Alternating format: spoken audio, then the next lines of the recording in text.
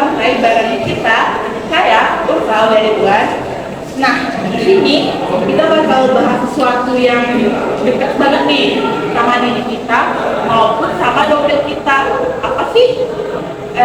Jawabannya bahan dapur. Nah, ini nih semua kalangan pasti pakai, mulai dari bapak, ibu-ibu maupun generasi Z. Supaya lebih seru, aku kedatangan tamu nih, tamu spesial. Langsung aja deh kita kenalan. Pertama ada, Halo, nama saya Beatrice Nomora. dan kedua saya ada. Saya kemudian Salam kenal. Baiklah, mulai dari pertanyaan ringan dulu deh. Dari Kak Berti dulu ya. Kalau Kak Berti suka belajar bahan dapur kan gimana sih?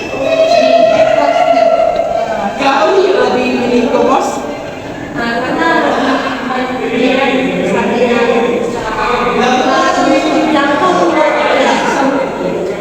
Diskon flash sale gitu gak sih? Di zaman anak muda banget gak sih? Nah kalau Kak Niko lebih pilih apa sih gitu? saya condong ke pasar ya, karena di pasar itu kita secara langsung berinteraksi dengan mereka, dan kita melihat juga sayur mayur atau Kualitas. sayur mayurnya datang langsung. Jadi bisa dibuka-buka, bagus nih itu.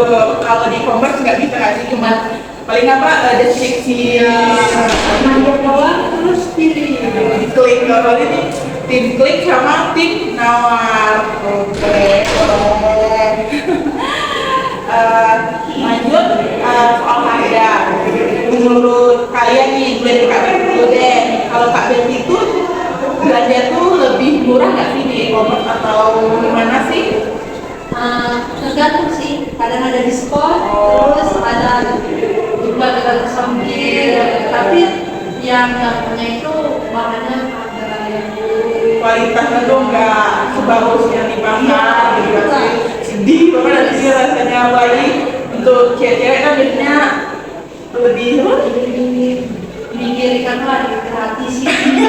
Aku udah tahu nggak sampai sesuai. nggak ada edukasi. Kalau kami itu gimana? Apa itu pertanyaannya? Harganya di pasar tuh gimana sih? Lebih murah atau gimana? Tergantung sih. Dan yang hari itu nggak sama, kadang naik 5.000, Turun 5.000. kadang naik 10.000, kadang tetap tetap sih. Ya kayaknya waras sih kalau kita nih, sebab ada dua nih pedagang yang curang. Emang seringnya ada oknum gitu ya Yang jadi. tiba-tiba apa? Kita beli sekilo. Ternyata video setengah kilo gitu ya. Tapi itu menariknya tuh pengalaman yang bikin jengkel, tapi menarik apa sih, berkesan gak sih? Ya, benar-benar. Kalau kualitas bagi Kak Betty berarti barang dapurnya di e-commerce Itu kurang sih, karena ada bangsa yang kita pandai-pandai pilih lah kalau di e-commerce. Soalnya kadang tergantung toko shopee juga nggak sih? tergantung harga sama Kalau Kak itu mana nih kualitas di pasar? Ya seperti yang saya bilang tadi, ada yang bagus, ada yang tidak. Mungkin ada juga sih yang saya bilang tadi yang kurang. Ini bagus. Ada yang kita beli cabai, separuhnya bagus, separuh enggak. Biar dapat ini. ada juga dicampur gitu kan. Itu berlebihan banget ya sih, kurang ajar itu tuh. Jangan sampai ya guys, kalian kayak gitu tuh nggak baik banget itu. Ya nih, gimana ceritain dong pengalaman kalian. Kalau Kak Vicky kan di e-commerce, apa pengalaman serunya atau bikin marah, kesel? Gimana sih? Sebenarnya itu kadang diskon. Oh. Jam puasa kosong, saya gratis ongkir. Apalagi kemarin nggak di flash sale 99. Tapi kalau dampak Tergantung kita pandai milih barang, pandai milih harga juga sih. Kalau kami tuh gimana nih? Sebenarnya sih interaksi antara saya dan Pedagang. Jadi di situ tuh ada apa namanya, kalau menawarnya agar dapat kita sebagai pembeli ini kita dapatkan harga yang murah. Sudah dong kalau kita Iya.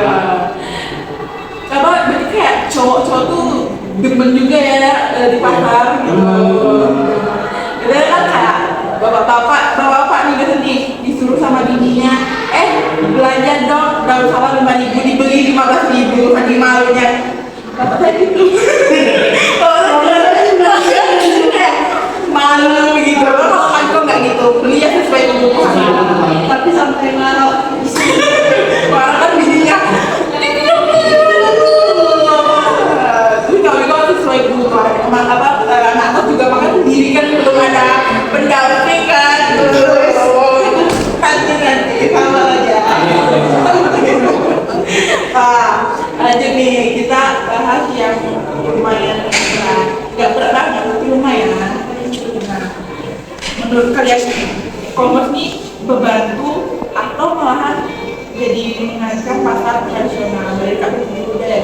Nah, untuk anak-anak remaja, Gen Z gitu ya. tapi kalau orang tua itu kan yang mikir kita belanja gitu jadi intinya kita harus pilih barang, kualitas, harga, dan itu kan dari sana. Kalau Kak Iko nih, itu malah mengancam atau membantu e-commerce? sebenarnya dagang sih waktu sebab yang untungnya lebih tambah lagi mungkin ya Genzer lagi ya yang keluar rumah Males, mager. Apa pakai apa sih? Gojek lah, nangis lah. tapi minusnya itu jarang ada orang pasar ini. Ya emang di kayak pasar langsung dulu tuh ramai banget sekarang. Saya kan masih waktu kecil dulu ramenya itu beneran, waduh. Ingat ya kira sekarang macet sekarang tuh kayak sepi beneran. Untuk tuh kebanyakan tuh orang tua nggak sih yang belajar itu, anak muda emang udah jarang banget sih. Dan itu tuh kayak ada posisi gitu nggak sih e-commerce tuh, apalagi semenjak COVID itu, waduh. hancur. Apalagi kalau pedagang nggak sih? Iya benar. Gimana sih rasanya tuh pas COVID tuh? Wih, rasanya takutnya harga hancur. Inflasi naik, beli barang itu nggak sih? Kayak penutupan gitu, nggak bisa jalan ini, ada batu-batunya, kasian gitu. Apalagi pinggir-pinggir jalan ada jualan. Karena kan nggak, waktu itu nggak dibolehin karena stay home gitu. Ya. Terus aku juga ada info menarik nih untuk kalian keluarga Jambi. Kalau kalian pengen ke pasar tapi malu nanya-nanya tentang harga, itu tuh kalian bisa buka website dari pemerintah Jambi, yaitu sharpo.jambikota.go.id. Nah, disitu kalian bisa lihat harga barang itu tuh stabil, naik atau turun. Nah kan kalian bisa tuh pergi sendiri atau malahan ngajak ibu kalian, mak harga barang nih misalnya kayak beras Naruto. Nah siapa yang suka beras Naruto kan bilang kalau misalnya harganya turun, bisa nih awalnya duitnya pas untuk sekilo dapat nih 2 kilo kan, untung nggak sih? Berarti kan masuk untung banget gitu. Tapi kalau untuk anak kos mungkin begah makan 2 kilo dalam 1 bulan gitu, tapi kan bisa untuk stok. Kalau Kak Diko gimana nih, suka nyimpan atau gimana? Nyimpen lah biar mungkin Fresh gitu ya. kedepannya itu siapa tahu kan Aduh mungkin ya jadi ya beras yang sudah disimpan. Oke. Lumayan seru juga ya sama Kak Bertis dan juga sama Kak Niko nih. Dan kalau harus pilih hari itu tuh emang dari kalian, mau kalian mau di e-commerce ataupun mau di pasar.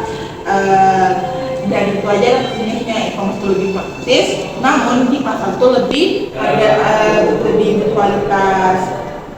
Jadi intinya tuh berhadap itu bukan soal angka dan harga aja, tapi juga soal pengalaman, soal kualitas, bahkan soal gimana nih interaksi sama pedagang gitu kan.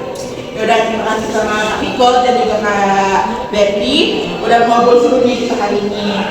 Sampai jumpa di episode berikutnya. Dah.